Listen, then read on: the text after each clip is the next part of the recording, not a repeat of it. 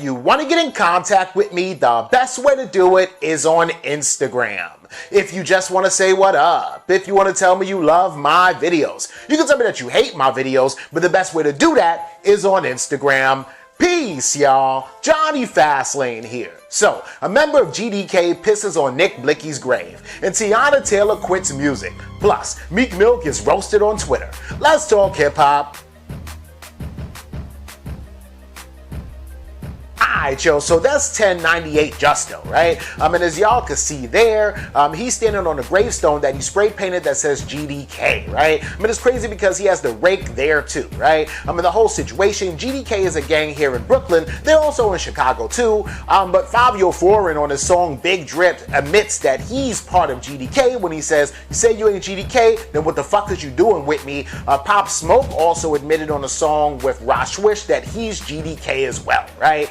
And y'all know the whole situation, and this is some real Brooklyn gang shit, but y'all know the situation, right? Pop Smoke gets killed by an unrelated situation in California back in February, but back here in New York, there's a gang called the Blixky Gang, and the leader of the Blixky Gang is 22G's, oddly enough. He's the only one in the Blixky Gang who doesn't have Blixky in his name, but other Blickys like Breezy Blixky, Nick Blixky, and Nas Blixky all were celebrating the fact that Pop Smoke got killed, right? Even though it was unrelated to any Brooklyn gang shit, they had beef with Pop Smoke, so when he got killed, they thought it was funny, right? Everybody except for 22G's actually thought it was funny. 22G's from the Blixky Gang was like, even though I had beef with Pop Smoke, I didn't want the little nigga to die, right? So there's that. But the whole situation is about 2 months after Pop Smoke was killed, and about 2 months after Nick Blixky was making fun of Pop Smoke and celebrating the fact that Pop Smoke got killed, Nick Blixky himself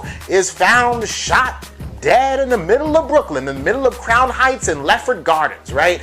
In May 2020, in the middle of coronavirus, where everybody's supposed to be on lockdown, in the morning, Nick Blixky is shot up in the middle of the street and nobody knows who did it, right? Crazy as hell. When that happened, other gang members in New York, like Fetty Luciano from GS9, was laughing and celebrating that, right?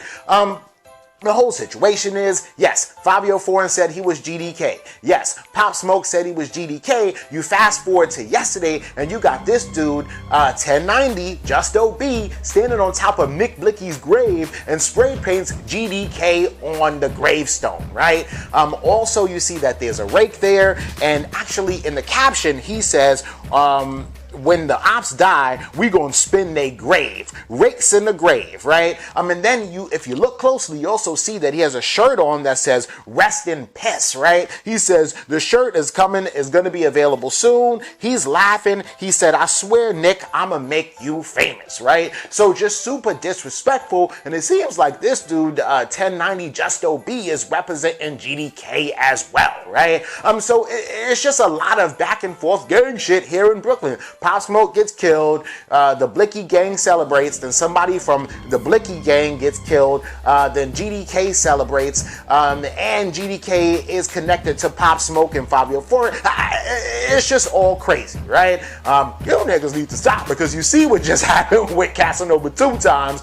He gets picked up for being Gorilla Stone Nation by the FBI, so the same shit is probably gonna happen to all these niggas. It happened to Bobby Shmurda and GS9, it happened with 6ix9ine and Treyway, it happened with Casanova and Gorilla Stone Nation, it's finna happen to the Blixky Gang, it's finna happen to GDK, it's finna happen to Wu. The FBI is not fucking around, especially here in Brooklyn. But y'all let me know what y'all think about this in the comments. Alright, yo, so the other day, Teyana Taylor went on Twitter, and she's basically like, yo, I'm quitting music, right? And this happened like maybe 2 days after the nominations for the Grammys came out, where Teyana Taylor was not nominated at all. So a lot of people kind of thought that the reason why she said she's quitting music is because she's upset about not being nominated for a Grammy, right? A lot of people were not upset about not being nominated, but other people were like, they don't care. And it was like a really big thing in the hip-hop space, right? The whole situation is that somebody who kind of of, just expressed their feelings about Teyana Taylor saying that she's quitting music was Cardi B, right? So Cardi B says, if you know me, then you know Teyana Taylor's album is my favorite of 2020. I swear, she really got the best album this year. I hate that she feels how she feels because she is so talented and the music is so good, right? Teyana Taylor actually saw this and responded to Cardi B, and she goes, I appreciate you for always genuinely showing me raw and real love, right? Which is dope. So Cardi B does not want Teyana Taylor to quit music at all. So Teyana Taylor then goes on her Instagram Live to kind of talk about why she says she's quitting music, right?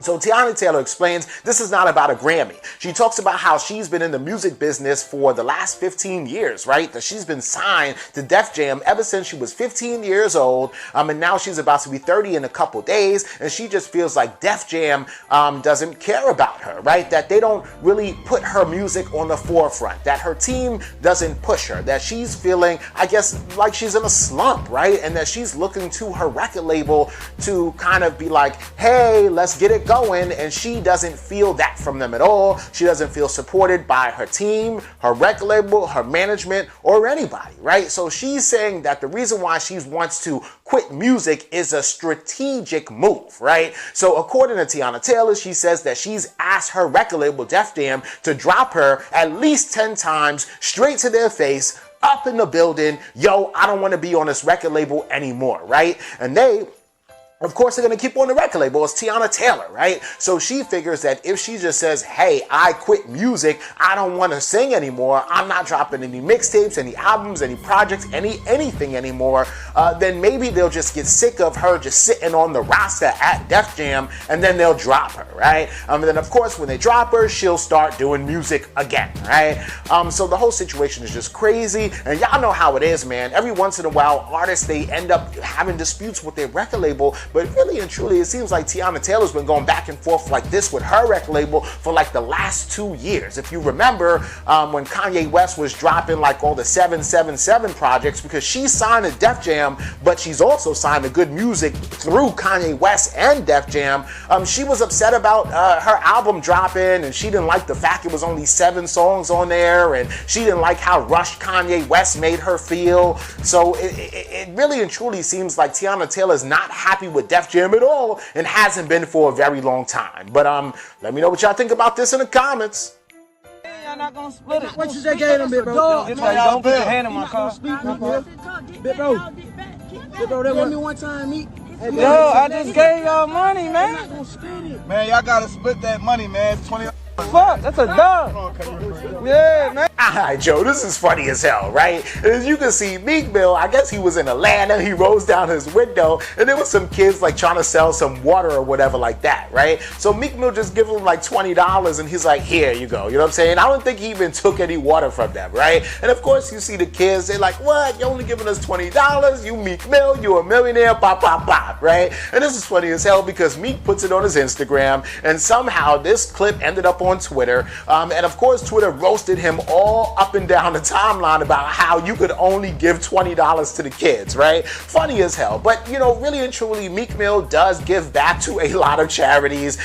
Here, he just didn't, right? There could be one of a bunch of reasons why he didn't do it. Maybe he wanted them to continue hustling, and if he gives each of them $100, they just finna go home. Also, he might not know what they're using the fucking money for. Also, maybe Meek Mill only had $20 in his pocket, but the shit is funny as hell, right? So, of course, everybody's roasting Meek Mill. How could you only give him $20? They counting his pockets. They worried about what he's giving people. And Meek Mill just responded and said they appreciated it. They just some kids hustling, right? They just out here hustling. And if I would have gave them $100, they would have asked for more. And if I would have gave them $1,000, they would have asked for more, right? So it's just funny as hell. And of course, you know, Twitter cannot miss the opportunity to roast Meek Mill, right? But let me know what y'all think about this and everything else in the comments down below. Don't forget to like, comment, share, subscribe. Make sure you hit the notification bell. Follow me at Johnny Fastlane on Instagram, and y'all already know what to do.